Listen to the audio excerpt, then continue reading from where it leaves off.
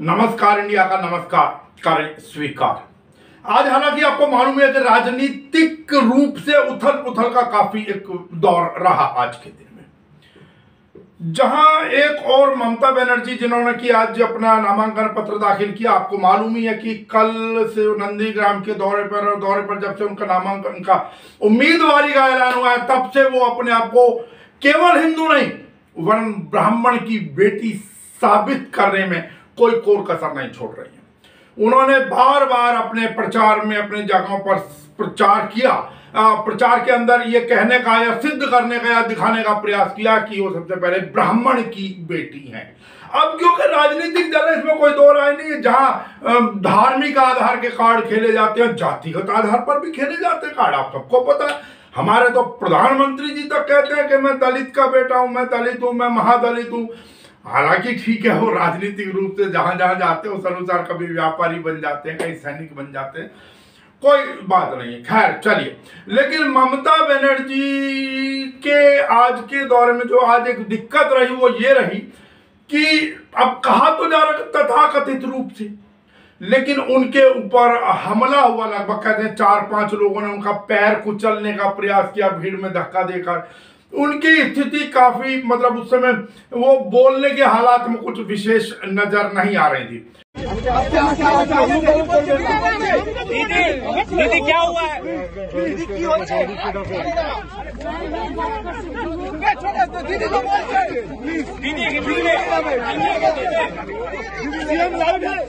CM live guys cut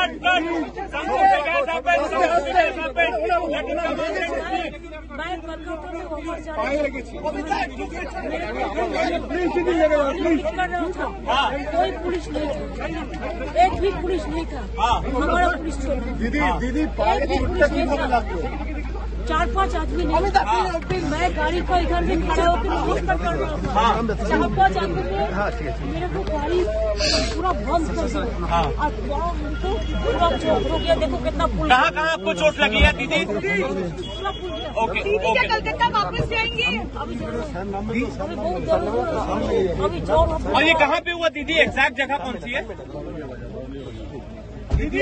Barauliya बाजार में। और कितने लोग थे? पब्लिक बहुत थे, पब्लिक का बात नहीं है। 4-5 और कहाँ का चोट लगा आपको? कहाँ का चोट लगा? पैर में? फूल गया पूरा। हाँ दीदी, किसी की साजिश है? किसी की साजिश है दीदी? साजिश है किसी की? और यही कारण था कि ग्रीन कॉरिडोर बना के और ममता बनर्जी को कोलकाता के हॉस्पिटल में पहुंचाया गया। हालांकि मैं फिर एक बात कहूंगा कि कांग्रेस ने और भारतीय जनता पार्टी के कैलाश विजयवर्गीय ने उन्होंने कहा नहीं, ये नौटंकी रच रही है, सहानुभूति पाने का एक ड्रामा है। अब कहना नहीं चाहिए, याद कर लीजिए जो ये मुंह खोल रहे हैं उनसे पहले हम पीछे क्या हुआ था जब उनकी रैली हुई थी। पत्थर मारा गया था उनके बकौल तो फिर वहां भी कह सकते हो ना। और पत्थर जहां वो बैठे निकला है, शीशा टूटा है लेफ्ट साइड का, और चोट दिखाई है राइट साइड के अंदर, वो भी मामूली। एक प्रेस कॉन्फ्रेंस में नहीं चला रहे और इमीडिएट उसके अगले वाली प्रेस कॉन्फ्रेंस के अंदर पूरा हाथ घूम रहा था। तो अब ये तो वो ये ना कि छन्नी भी बोले। तो खैर चलिए, क्योंकि अब ये सहानुभूति, अब ये तो राजनीति के अंदर बहुत सारी चीजें चलेंगी। अब उससे आगे अगर थोड़ा सा हम लोग चलें तो वो ये है कि उत्तराखंड में अब आपको मालूम है कि त्रिवेंद्र सिंह रावत तो विदा हो गए, और त्रिवेंद्र सिंह रावत के बाद आप आए हैं तीरथ सिंह रावत साहब। उन्होंने मुख्यमंत्री पद की शपथ ली, तीरथ सिंह रावत ने। और हालांकि आपको मालूम है कि तीरथ सिंह रावत पौड़ी गढ़वाल से सांसद हैं, और अब कोई ज्यादा समय नहीं है। उत्तर प्रदेश के साथ अगले वर्ष 1 वर्ष के बाद उत्तराखंड के अंदर भी चुनाव है। पार्टी के अंदर भी असंतोष था और शायद आम जनता भी बहुत ज्यादा खुश नहीं थी उत्तराखंड की। तो पार्टी ने अपने अनुसार निर्णय लिया इन चीजों को लेकर। हालांकि उन्होंने मुख्यमंत्री पद की शपथ लेने के तुरंत बाद तीरथ सिंह रावत ने अधिकारियों के साथ बैठक की, क्योंकि कल शिवरात्रि है, महाशिवरात्रि है। नमस्कार इंडिया आपको महाशिवरात्रि की बहुत बहुत शुभकामनाएं, मंगल कामनाएं व्यक्त करता है। और कल जो कुंभ चल रहा है हरिद्वार के अंदर कुंभ, उसका पहला शाही स्नान भी है। कल महाशिवरात्रि की देश और प्रदेश वासियों को मेरी शुभकामनाएं। साथ ही कल पहला शाही स्नान कुंभ हरिद्वार, सभी देशवासियों को, प्रदेशवासियों को शुभकामनाएं देता हूं और सभी को मैं इस कुंभ में आमंत्रित करता हूं कि कुंभ और स्नान करने आए, लेकिन साथ में जो नियम है कोविड के, उसके भी पालन करें। इतने आप सब लोगों का धन्यवाद, साधुवाद, नमस्कार। तो उसकी तैयारियों का पूरी तरीके से जायजा लिया उन्होंने, बात की अधिकारियों से। तो ये राजनीतिक की चीजें आज चलती रही। एक और आपको जानकारी दे दूं कि संगीत सोम, आपको अगर याद हो, विधायक हैं पश्चिमी उत्तर प्रदेश से सरदना के पास। आपको याद हो 2013 में जो एक दंगा हुआ था मुजफ्फरनगर में या उसके आसपास के क्षेत्रों में, वहां पर उनके विरुद्ध मुकदमा दर्ज हुआ था। आज अदालत ने एसआईटी की क्लोजर रिपोर्ट को स्वीकार करते हुए उनको बरी कर दिया। अब ध्यान कीजिएगा, संगीत सोम के विरुद्ध जो मुकदमा दर्ज कराया था, या कहें जो वादी थे, वो अब कहें कि स्वर्गीय इंस्पेक्टर सुबोध सिंह थे। और सुबोध सिंह, आपको याद हो कि जो शाना, उत्तर प्रदेश का जो शाना में जो हिंसा फैली थी 2018 के अंत में, वहां पर उनकी हत्या कर दी गई थी। बहुत सीधी सी बात तो ये है। अब वो बात अलग है कि हत्या किसने की, ये पूरी तरीके से अभी कोई सिद्ध नहीं कर पाया और लगता नहीं है आसानी से कि वो चीजें सिद्ध होंगी। हालांकि जिनका नाम आया था उनको फिर जमानत भी मिली है। जमानत के बाद बीजेपी में उनका बड़ा स्वागत भी किया गया बीजेपी समर्थित संगठनों के द्वारा। लेकिन चलिए, संगीत सोम आज बरी हो गए और संगीत सोम ने उसके ऊपर प्रसन्नता भी नेचुरली जाहिर की ही है। उससे आगे चले तो पीसी चाको का आपने नाम सुना होगा, कांग्रेस के एक बड़े नेता रहे, लेकिन उन्होंने आज कांग्रेस से त्याग पत्र दे दिया। हालांकि उन्होंने ये बड़ा स्पष्ट कहा कि भाई नहीं, चाहे कुछ भी हो जाए, लेकिन मैं भारतीय जनता पार्टी के अंदर नहीं जा रहा हूं। वहीं तृणमूल कांग्रेस के 3 विधायक जो रहे, उन्होंने भी पार्टी छोड़ दी है, बीजेपी में प्रवेश कर रहे हैं। और एक चीज आपको याद होगा, 2 दिन की हालांकि बात हो गई है, जो सरला मुर्मू थी हबीबपुर से, उन्हें टिकट भी दिया गया था, लेकिन उन्होंने भी पार्टी छोड़ दी। उनकी जगह अब तृणमूल कांग्रेस को दूसरा व्यक्ति या दूसरा उम्मीदवार वहां से नियुक्त करना पड़ा है। एक और चर्चा, जैसा आपको मालूम है कि आज हरियाणा के अंदर कांग्रेस जो है वो अविश्वास प्रस्ताव लाई थी सत्तारूढ़ भारतीय जनता पार्टी और जजपा के विरोध के अंदर, लेकिन वो अविश्वास प्रस्ताव गिर गया। अविश्वास प्रस्ताव के पक्ष के अंदर सिर्फ 32 वोटें ही पड़ी, 30 जो विधायक हैं कांग्रेस के और 2 निर्दलीय, बाकी 55 उनके विरोध में पड़ी जो वोटें थी। अब हालांकि इसके अंदर आज मनोहर लाल खट्टर ने बड़ा रोकर दिखाया विधानसभा के अंदर। विषय जो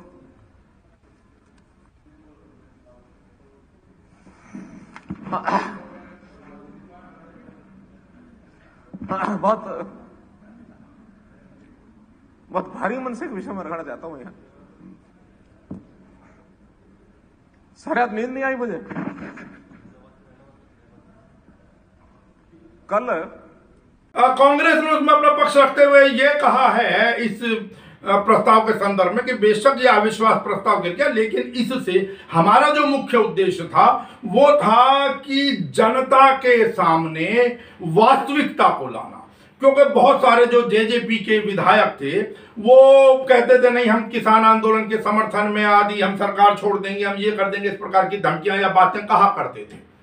लेकिन अब वो कहते हैं हमने ये मतलब सच्चाई को उजागर किया कि वो बेशक पब्लिक में तो नौटंकी कर रहे हैं किसानों के समर्थन में, लेकिन वास्तविकता ये है कि वो किसानों के समर्थन में नहीं है, किसानों के विरोध में। और किसानों के विरोध में ही उन्होंने इसीलिए सत्तारूढ़ जो भारतीय जनता पार्टी और जेजेपी की पार्टी है उनकी सरकार के पक्ष में मतदान किया। अर्थात सीधा सीधा उनका जो छुपा हुआ चेहरा है वो उजागर किया। कहते हैं ना, नकली चेहरा सामने आए, असली सूरत छुपी रहे। तो ये भी आज की एक राजनीतिक उठापटक रही। और इसमें एक और आपको बताएं, किसान आंदोलन, जो किसान नेतागण हैं या किसान जो समितियां हैं या किसान संगठन हैं, उन्होंने घोषणा की है कि 4 माह पूरे होने पर किसान आंदोलन के 26 मार्च को संपूर्ण भारत में बंद किया जाएगा। अब देखते हैं इसके ऊपर, हालांकि अभी से बहुत सारी बातें कही जाने लगेंगी, तर्क वितर्क कुतर्क जो कुछ भी होगा वो बहुत सारे कहे जाने लगेंगे।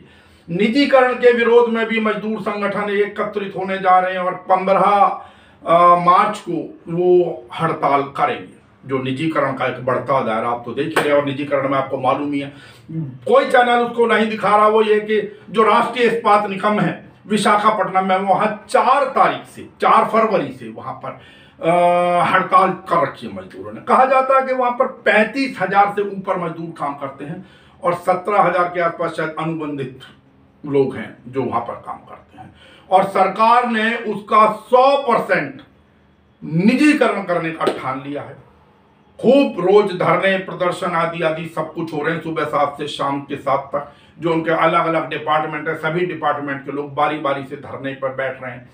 लेकिन सीधी सी बात यह कि वर्तमान सरकार के तो कान पर जू रेंगनी नहीं है। उन्होंने जो निर्णय ले लिया है वो ले लिया है। जितने भी पीछे संपत्तियां बनी हैं, जो कुछ भी रही, उनको बेचने का निर्णय अमूमन सरकार ने ले दिया। और जैसा हमने पहले दिखाया ही था कि सरकार ने सीधा सीधा कहा था मोदी जी ने कि सरकार का काम कोई व्यवसाय करना नहीं है। तो उसी के तहत ध्यान रखें, खाली किसान आंदोलन ही नहीं चल रहा है, बल्कि आंदोलन दिल्ली के बॉर्डर के अलावा विशाखापट्टनम में भी चल रहा है, राष्ट्रीय इस्पात निगम के निजीकरण के विरोध के अंदर। अब दिक्कत एक चीज हो जाती है, होता क्या कि हम लोग क्या करते हैं कि जब सामने वाले का घर जल रहा होता है तो हम तमाशा देख रहे होते हैं। जब कोई दूसरा विरोध कर रहा होता है, उसके संस्थान के या उसकी नौकरी या उसके काम या उसके जीवन या उसके व्यवसाय के ऊपर अगर कोई दिक्कत आ रही होती है तो हम आराम से तमाशा देख रहे होते हैं। लेकिन जब हमारे ऊपर पड़ती है तब हम कुलबुलाते हैं, चिल्लाते हैं, रोते हैं। अब बात वही है कि जब मैं रो रहा हूं तो फिर दूसरा क्यों आएगा, क्योंकि मैं उसके दुख में तो खड़ा हुआ नहीं, तो वो मेरे दुख के अंदर क्यों खड़ा होगा।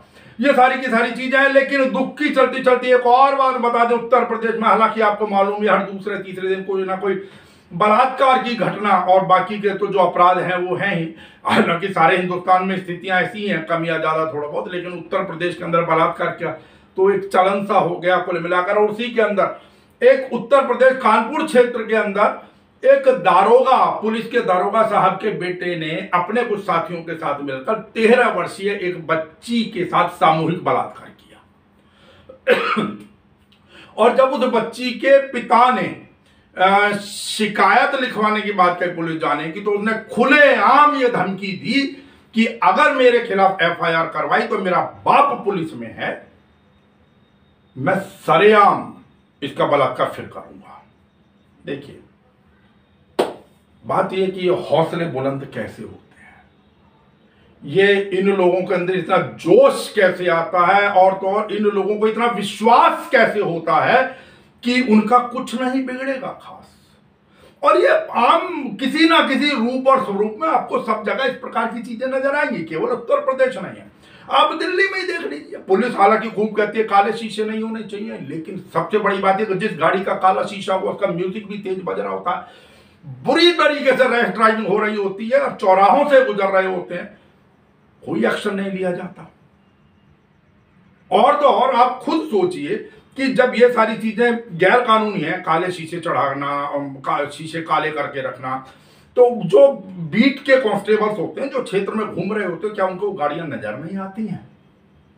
लेकिन वही है, जब उनसे कोई दुर्घटना हो जाती है, कोई बात होती है, तो 3, 4, 5 एक हफ्ता तक शोर मचता है, और उसके बाद फिर दुनिया उसी प्रकार चल दिया करती है, कहीं से कहीं तक आप देख लीजिए। खैर, लेकिन उससे भी जो हम घटना बता रहे थे 13 वर्षीय बच्ची के साथ जो बलात्कार हुआ, उससे भी दुखद बात यह रही कि वो बच्ची जो हॉस्पिटल में एडमिट थी, उसका जो इलाज चल रहा था, उसके पिताजी उसको देखकर जब बाहर निकल रहे थे, शायद चाय पीने आए जो बताया जा रहा है, उनके ऊपर ट्रक चढ़ गया या चढ़ा दिया गया, टक्कर हो गई। अब संशय की स्थिति है, क्या हुआ क्या नहीं, जानबूझकर हुआ या वास्तव में एक दुर्घटना थी। अब ये तो फिर वही बात हम बेधड़क कहेंगे कि ये चीजें खुल नहीं, शायद ही खुले। कुल मिलाकर उस पीड़ित बच्ची का पिता आज इस दुनिया के अंदर नहीं है। कहने के लिए अब केस बुक कर लिया गया है पॉक्सो एक्ट के तहत और बाकी चीजों के अंदर। अब देखते हैं कि इंसाफ किस प्रकार मिलता है, मिलता भी है या नहीं मिलता है। हमसे बड़े सारे लोग मांग करते हैं, हमें बहुत संदेश आते हैं, हालांकि हम बार बार कहते हैं कि भाई आप जो हमारे प्रोग्राम के जो लिंक हैं, जो भी कुछ है या वीडियो जिस रूप और स्वरूप में आपके सामने आती है, उनको ज़्यादा से ज़्यादा लोगों को आगे भेजा करें, प्रेषित किया करें, फॉरवर्ड किया करें। और हमें हमारे चैनल को जिस भी प्लेटफॉर्म पर हैं, हम चाहे टम्बलर पर हैं, यूट्यूब पर हैं, फेसबुक पर हैं, ट्विटर पर हैं, इंस्टाग्राम पर हैं, वहाँ पर आप हमें सब्सक्राइब करें या फॉलो करें, जैसे भी वहाँ की व्यवस्था है। आप लोग हमसे कहते हैं कि हम आपकी समस्याओं को, क्षेत्रीय समस्याओं को भी उठाएं, हम भी कहते रहे अपने क्षेत्र की समस्याएं हमें बताई जाए। तो उन्हीं क्षेत्रीय समस्याओं का अब नमस्कार इंडिया ने ये तय किया है कि अब नमस्कार इंडिया बारी बारी से कम कुछ भी नहीं तो शुरुआत के दौर में दिल्ली के हर पार्षद के क्षेत्र में जाएगा और वहां पर जायजा लेगा कि पिछले 4 वर्षों में इन पार्षदों ने क्या किया और क्या कमियां रह गई और आम आदमी की क्या उसके ऊपर प्रतिक्रिया है, और प्रयास होगा उन पार्षद महोदय से भी उसका जवाब लेने का। इसलिए रहिए तैयार और अपने अपने क्षेत्र की कोई भी इस प्रकार की समस्या हो, नमस्कार इंडिया को सूचित करें। तो अब चलते चलते यूं ही तो मैं नहीं कहूंगा कोई मिल गया था, मुलाकात हुई और क्या बात हुई और किनसे बात हुई और कहां बात हुई, देखें इसको। आंदोलन का भविष्य क्या लग रहा है मुझे? आंदोलन का भविष्य तो आज तक जो किसान आंदोलन का पहले भविष्य हुआ है वही इस आंदोलन का भविष्य है। किसान आंदोलन का कोई भी किसान आंदोलन उठा के देख लीजिएगा, कभी भी किसी आंदोलन में किसान हारता नहीं है, जीत के जाएंगे, जीत निश्चित है। जितना लेट करेंगे, जितना ये लेट करेंगे उतना इनकी जड़ें हिलाएंगे, इनको ऐसा सबक सिखाएंगे, इनको समझ में आ जाएगा कि क्या कर दिया। किसान आंदोलन का परिणाम कहीं बंगाल चुनाव के परिणाम पर तो आधारित या निर्भर नहीं? ना ना ना ना ना, किसी भी चुनाव पे निर्भर नहीं है। लेकिन किसान जो इस आंदोलन में जो बीजेपी सरकार जिस तरह से परेशान कर रही है, वो मैसेज जरूर हम बंगाल में भेजेंगे। बंगाल में जहाँ भी 5 राज्यों में चुनाव है, 5 राज्यों में हमारे लोग जाएंगे और वो बीजेपी के खिलाफ प्रचार करेंगे, बताएंगे लोगों को कि बीजेपी क्या अन्याय कर रही है आपके भाइयों के साथ, आपके उन लोग किसान भाइयों के साथ, वो चीज़ उनको समझाएंगे। तो मोदी जी ने तो कल भी कहा किसानों का भला करने के लिए अपने भाषण में वहाँ। मोदी जी को खुद को ही नहीं पता किसका भला कर रहे हैं। मोदी जी को कानून बनाए किसी ने, मोदी जी को दिए कि आपको साइन करवाने, उन्होंने साइन करवा दिए। तो मोदी जी को खुद ही नहीं पता है कि इसमें भला किसका है। मोदी जी को ये बात पहले से पता है कि इस कानून में किसका भला होगा। मोदी जी को पता है, क्योंकि जिन लोगों ने कानून बना के मोदी जी को दिया है उनमें साफ लिखा है कि इनमें उन लोगों का फायदा है, उन लोगों का भला है। किसान के बारे में कोई चर्चा ही नहीं है उसमें। कानून, और आजकल देखो आपको मैं एक बहुत अच्छी चीज़ बताता हूँ, किसी भी किसान को देखोगे ना तो कानूनों के बारे में पढ़ते रहते हैं, एक एक पॉइंट पे पढ़ के बात करते हैं। और ये जो समझदारी है किसानों की, ये काम आएगी, लोगों को पता लगेगा। अब उस तरह बात नहीं करते कि ये कानून सारे काले हैं, ये काला है। अब तो मुद्दे वाइज बात करते हैं। दूसरी बात, पहले को किसान बोलते थे, जैसे उठा के पेज को बोलते थे पूरे कानून काले हैं, फिर लोगों ने सोचा यार पूरे काले हो नहीं सकते। लेकिन रियल में पढ़ने के बाद अगर आप देखोगे तो जिस पेपर पे लिखे हैं वो पेपर वाइट है, उसमें लिखी गई हर लाइन काली है, हर लाइन काली है, उसमें वाइट कुछ भी नहीं लिखा किसान के लिए, पेपर को छोड़ के। तो सही बोलते थे किसान पहले दिन से ही कि ये कानून पूरी तरह से काले हैं। अब इसमें संशोधन का तो विचार हो ही नहीं सकता, कोई एक लाइन भी ऐसी नहीं जो किसान के हित में हो। तो अब उनको किसी भी हालात में कानून रद्द ही करने पड़ेंगे। और ये उनको भी पता है कि रद्द करवाए बिना किसान नहीं जाएंगे, क्योंकि किसानों का जो आंदोलन में जो समर्पण है वो देख के उनको पता लगेगा कि ये वापस जाने वाले नहीं है। दूसरी बात, जो उनकी तैयारियां अगर अब आप देखोगे, किसी भी टेंट में जाके देखोगे, यहाँ भी अगर आपने बाहर से देखा होगा तो अभी झोपड़ी लगा दी है ऊपर, हर टेंट में कूलर, पंखे, फ्रिज सारे इंतजाम कर लिए हैं। अब किसान को ये लगने लग गया, अब किसी से पूछते हैं आप कहाँ के रहने वाले हो, तो किसी भी किसान से ज़्यादातर बात करोगे बोलेंगे सर टीकरी के रहने वाले हैं। अब ये हमारा गांव हो गया। अब अगर ये लंबा चलता रहा तो यहाँ पे बिजली के कनेक्शन लेंगे, वोटिंग कार्ड बनवाएंगे, यहीं से वोट डालेंगे, सारे काम यहीं से। अब हमारा एक गाँव हो गया टीकरी गाँव। मतलब तय वही निर्णय आपका, वही निर्णय मेरा नहीं है, सबका निर्णय। हर किसान का एक ही निर्णय है, तीनों काले कानून रद्द करो, MSP पे C2+50 के फार्मूले से कानून बनाओ, नहीं तो किसान बैठे हैं और बैठे रहेंगे। लेकिन बात वही होगी ना, आप देखिए 1.5 महीने से ऊपर हो गया, ना सरकार की कोई कॉल आई, ना आप लोगों ने कुछ किया। नहीं, एक्चुअली मोदी जी ने बोला था कि एक फ़ोन कॉल की दूरी पे हैं, लेकिन वो नंबर नहीं मिला हमारे को, किस नंबर पे कॉल करना है। हमारे पास भी ऐसा कोई नंबर है नहीं, तो अब ये नहीं पता कि कौन से फ़ोन कॉल की दूरी पे हैं। अब कौन कॉल करेगा? अब तो हम शायद ये समझते हैं कि उनके फ़ोन कॉल की दूरी पे हैं मोदी जी। अगर वो परमिशन दे देंगे तो वो किसानों से बात कर लेंगे। अच्छा, सरकार ठीक कह रही है कि महापंचायत के नाम पे अब राजनीति प्रवेश कर गई आपके आंदोलन में? नहीं, महापंचायत के नाम पे राजनीति मत कहिएगा। सरकार को चिंता ये है कि किसान समझदार हो गया। महापंचायत के तौर पे राजनीति नहीं होती, महापंचायतों से उन लोगों को समझाया जा रहा है और वो विचारधारा पे चोट कर रहे हैं। जब विचारधारा पे चोट होती है तो ऐसे मलिक साहब, आप शब्दों से खेल रहे हैं, लेकिन वास्तविकता तो यही है ना कि राजनीतिक दल सारे मंचों पर, हर महापंचायत के अंदर राजनीतिक दल और राजनीतिक लोग विद्यमान है वहाँ। आपको मैं बात बताता हूँ, एक सिंपल सी बात अगर आप समझें तो किसी भी पंचायत में जो भी पंचायत करने वाले लोग हैं, वो कोई भी करे, किसान को चीफ गेस्ट के तौर पे वहाँ बुलाते हैं और किसान जो है वो उनको समझाने जाता है। अब वो पंचायत कौन कर रहा है वो निर्णय नहीं करेगी कि कौन कर रहा है, कोई भी करिए। हमारा मकसद तो ये है कि उन लोगों को जाके समझाएं और वही हम कर रहे हैं। मलिक साहब, आपके जितने नेता या जो लोग गए हैं वहाँ पर ये अपील कर रहे हैं बंगाल में कि बीजेपी को वोट ना दो, चाहे किसी को भी दे दो। अब प्रश्न ये कि किसी को भी दे दो, उस किसी को वालों ने आपसे पहले आपका भला नहीं किया, तो अब कैसे उम्मीद कर रहे हैं?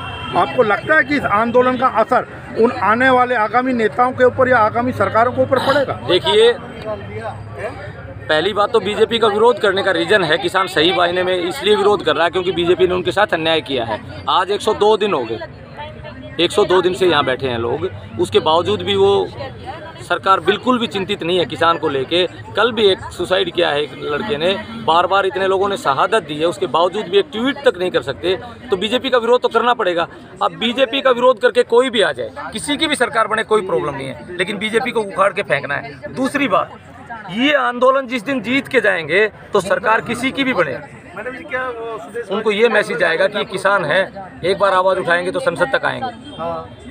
और एक और नई बात बताता हूँ, अभी मोदी जी ने बार बार कहा है, हर बार कहा है कि आप कहीं भी अनाज बेच सकते हैं, कहीं नहीं बिकने वाला। अब किसानों ने प्लान बनाया है, अनाज निकलने दो, ट्रोलियों में भरेंगे, संसद में ले आके बेचेंगे, क्योंकि कहीं भी बेच सकते हैं तो संसद में बेचेंगे इस बार। तो संसद पे आपको कैसे, आपको दिल्ली के अंदर तो जाने नहीं दिया जा रहा? नहीं, कहाँ पहुँच जाएंगे? देखिए टिकैत साहब ने पहले भी कहा जी हम 40 लाख ट्रैक्टर घुसा देंगे, आज 4000 ट्रैक्टर नहीं घुसा सकते आप दिल्ली की जो स्थिति, ये तो आप दिखा रहे हैं ना कम से कम। एक्चुअली मैं आपको एक बात बता देता हूँ, ये जिस दिन भी किसान नेताओं की तरफ से अगर कोई कॉल आएगा कि संसद में जाना है, तो सरकार को ये बात बहुत अच्छे से पता है कि कोई ताकत है ही नहीं जो किसान को रोक ले।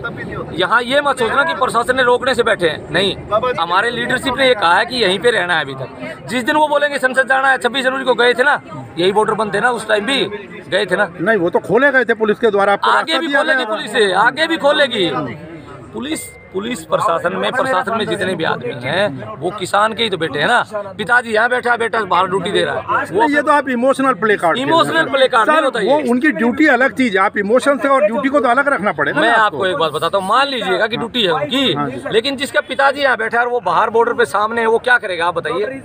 आतंकवादी तो नहीं है ना, ये किसान ही तो है। सबसे पहले लोगों का पेट भरते हैं, फिर अपना पेट भरते हैं। उसके बावजूद अगर वो अंदर जाने की तैयारी करेगा तो क्या वो बेटा उस पिताजी पे लाठी मारेगा? कि जैसे सिलेंडर के रेट बढ़ गए 225 रुपये पीछे कुछ दिनों के अंदर, पेट्रोल, CNG, PNG सब बढ़ रहा है, तो बजट तो किसान का भी बिगड़ रहा होगा कहीं ना कहीं, उसको लेकर आक्रोश घरों के अंदर। बिल्कुल सबका बजट बिगड़ रहा है, इसमें कोई शक नहीं है। लेकिन फिर भी ऐसा क्या, लोग क्यों घुट्टी पिए हुए हैं? मेरा तो सीधा सा सवाल कोई नहीं घुट्टी पिए हुआ, कि फिर भी कहीं ना सब विरोध कर रहे हैं, मजबूरी है। अगर जिसके पास गाड़ी है उसको चलानी तो पड़ेगी ना, मजबूरी है। लेकिन सब लोग परेशान हैं, आगे चुनाव आने दो, किसी भी राज्य में पता लग जाएगा आपको। अभी लोग वोट की चोट करेंगे, सबको पता है। अल्लाह करने से कुछ हो नहीं रहा, आंदोलन के लिए तो हम बैठे ही हैं। तो वो लोग बेचारे क्या करेंगे? पेट्रोल पंप पे अब पेट्रोल डलवाते हैं ना, तो पाइप को 3 बार हलाते हैं, एक बूंद भी छोड़ते नहीं है उसमें। लोगों को परेशानी है। गाँव में जो सिलेंडर इन्होंने बोले नाटक किया था ना, वो सारे सिलेंडर लोगों ने उठा के बाहर भगा दिए हैं। लकड़ी के चूल्हे वापस आ गए हैं सबके घरों में।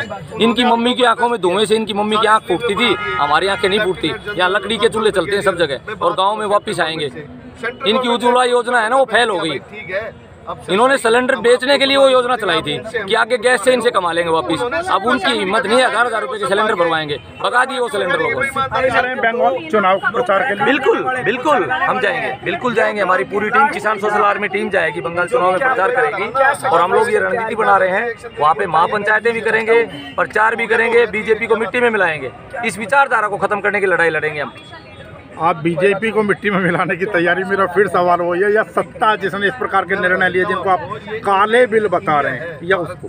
और भारत के डीएनए के बारे में देखो, दुनिया जानती है। पहली बात, बीजेपी ने जो बीजेपी की विचारधारा है, उसने इस देश का जो बेड़ा गर्क किया है, वो लोगों को समझ में आ गया, किसान को भी समझ में आ गया। ये अकेले किसान पे चोट थोड़ी करी है, किसान के लिए खतरनाक थोड़ी है ये बिल।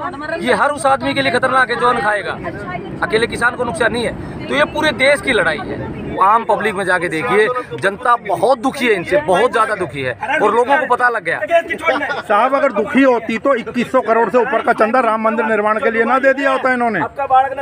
एक्चुअली देखो, राम मंदिर एक ऐसा मुद्दा है जिसपे ज्यादा चर्चा ना करें तो ठीक है। वैसे राम मंदिर जो है ना, वो शायद मोदी जी अपने भविष्य में वहाँ रहने की जगह ढूंढ रहे हैं कि मैं राम मंदिर में दाढ़ी बढ़ा के वहाँ बैठेंगे अभी, ठीक है। अपने लिए सेफ जगह चुन ली उन्होंने। राम मंदिर के लिए चंदे पे तो इनका बहुत विवाद चल रहा। 1400 करोड़ तो 1992 से पहले का इनके पास है, 1400 करोड़, और 100 करोड़ में राम मंदिर बन रहा है। उसके बाद भी ये चंदा ले रहे हैं। मोदी जी ऐसे इंसान हैं, वो एक अपनी ऐसी पहचान बनाना चाहते हैं कि उनके बाद भी याद किया जाए कि ये संसद किसने बनाया। क्योंकि जो पहला संसद भवन जो हमारा है, वो अंग्रेजों के टाइम का बना हुआ है। तो मोदी जी एक अपनी पहचान के लिए बना रहे हैं। कोई जरूरत नहीं थी संसद भवन में, कोई प्रॉब्लम नहीं है, लेकिन प्रॉब्लम ये है कि वो अपने नाम से कुछ ऐसी चीज बनाना चाहते हैं ताकि वो देश में चलती रहे कि मोदी जी ने बनवाया था। आप तो जर्नलिस्ट हो, आप नमस्कार। और अब कीजिए नमस्कार इंडिया का स्वीकार। नमस्कार।